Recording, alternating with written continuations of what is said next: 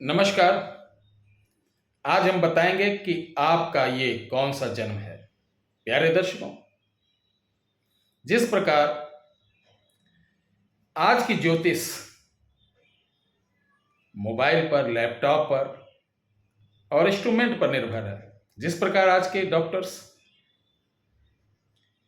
आपको बहुत सारी जांच कराने के पश्चात बताते हैं कि आपको कौन बीमारी है, इसका इलाज क्या है। वहीं पहले डॉक्टर्स थे, वो नाड़ी आपकी पकड़ते थे, बता देते थे आपको क्या प्रॉब्लम है, कब से है और इसका इलाज क्या है। पहले हमारे ज्योतिषाचार्य थे, वो उंगलियों पर बता देते थे, पत्रा होता था, जंत्री होती थी। हो सकता है कि आज के इस अनुभव से आज जो मेरा फॉर्मूला है, बहुत सारे ज्योतिषाचार्य संतुष्ट ना हो। चलिए, कोई बात नहीं, ये तो हिंदुस्तान है। तर्क वितर्क कुतर्क करने वाले बहुत मिल जाते हैं, लेकिन जो लोग अगर संतुष्ट ना हो तो किस कारण संतुष्ट नहीं है, उसको लॉजिकल थोड़ा मुझे समझाएंगे। मैं पुनः बता दूं, मैं कोई एस्ट्रोलॉजर नहीं हूं, ज्योतिषाचार्य नहीं हूं। मैं तो साधक, उपासक, आराधक माता कामाख्या का लाडला हूं, वो आप लोगों का सेवक हूं। यह फार्मूला मुझे बद्रीनाथ में एक बुजुर्ग से प्राप्त हुआ। जैसे प्राप्त हुआ उसी प्रकार मैं आप लोगों के बीच दे रहा हूं। अब आप लोग स्वयं आके देखें, आजमाएं। प्यारे दर्शकों, कहते हैं कि 7 जन्मों का रिश्ता, 7 जन्मों का रिश्ता। गाना भी सुना होगा, छोड़ेंगे ना हम तेरा साथ साथी। ये तो प्यार मोहब्बत वाली बात है। अक्सर आपने पतियों को सुना होगा, आप जैसी पत्नी मुझे 7 जन्म तक का मिले, कहते ना। उसी प्रकार पत्नियां भी कहते हैं कि मेरे कोई अच्छे कर्म थे कि आप जैसे पति मुझे मिले। ईश्वर करे, महादेव करे कि आप 7 जन्म तक मिले। तो भाई, इस जन्म का वादा हम 7 जन्म तक कैसे देख सकते हैं, कैसे समझ सकते हैं, ये तो बात अलग की थी। लेकिन आज हम बताएंगे कि आपका ये कौन सा जन्म है, कैसे देखें। प्यारे दर्शकों, चलिए, ये फार्मूला मैं आपको बताता हूं। कहां तक सत्य है आप खुद देखिए, समझिए और लक्षण से जानिए कि आपका कौन सा जन्म है। इसके लिए आप अपनी डेट ऑफ बर्थ ओरिजिनल मालूम होनी चाहिए, समय एग्जैक्ट मालूम होना चाहिए। उसके बाद आप अपनी जन्म पत्री के लग्न में देखिए। लग्न होता ना, जन्मांक, जन्मांक में लग्न में देखिए, लग्न में कि आपके लग्न में कितने। हम एकदम सरल भाषा में समझा रहे हैं ताकि आप लोग समझ जाएं, ज्योतिष भाषा में नहीं, एकदम जनरल भाषा में समझा रहे हैं। क्योंकि अगर हम ज्योतिष भाषा का प्रयोग करेंगे तो बहुत से लोग ऊपर से निकल जाएगा, समझे नहीं पाएंगे। तो लग्न में देखिए कि कितना गिनती लिखा, 1 लिखा, 2 लिखा, 3 लिखा, 4 लिखा कि 5 लिखा, कितना लिखा है। ठीक है, सरल भाषा में, बच्चों वाली भाषा में, ताकि आसानी से समझ में आ जाए। और कौन ग्रह है उसको छोड़ दीजिए, सिर्फ ये देखिए 1 लिखा, 2 लिखा, 3 लिखा, 4 लिखा, 5 लिखा, 6 लिखा, 7 लिखा, 8, 9, 10, 11 क्या कि 12 लिखा। उसी संख्या को आप एक पेपर में लिख लेना। ठीक है, जैसे 5। ठीक, अब आप टाइम, इंपॉर्टेंट बात है टाइम, ध्यान रखना।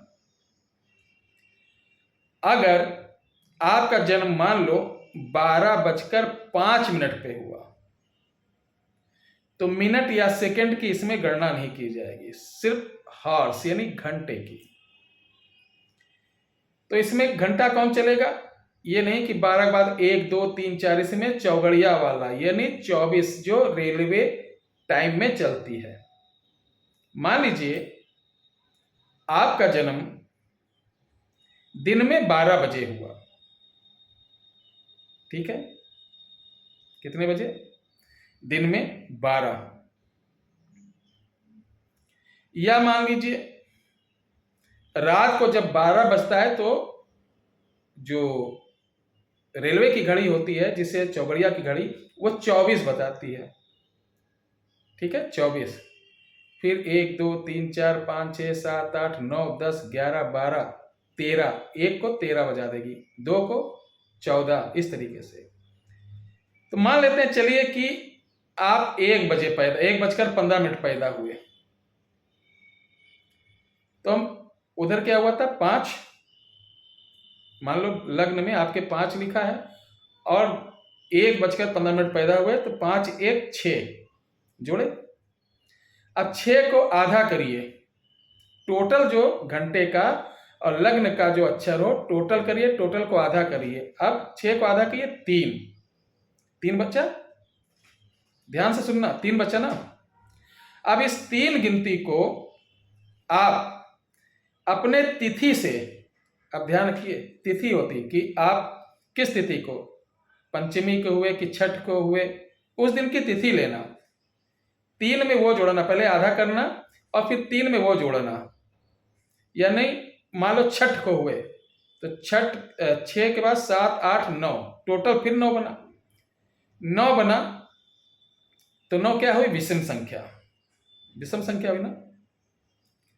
तो विषम संख्या 9 आई, जैसे इसमें 5 आ सकता है, 3 आ सकता है, ठीक है, और 9 7 आ सकता है। तो विषम संख्या अगर आती है, जैसे अभी हमारे में 9 आई, विषम संख्या अगर आती है तो ध्यान रखना विषम संख्या को भी आधा बांटा जाता है, ठीक है।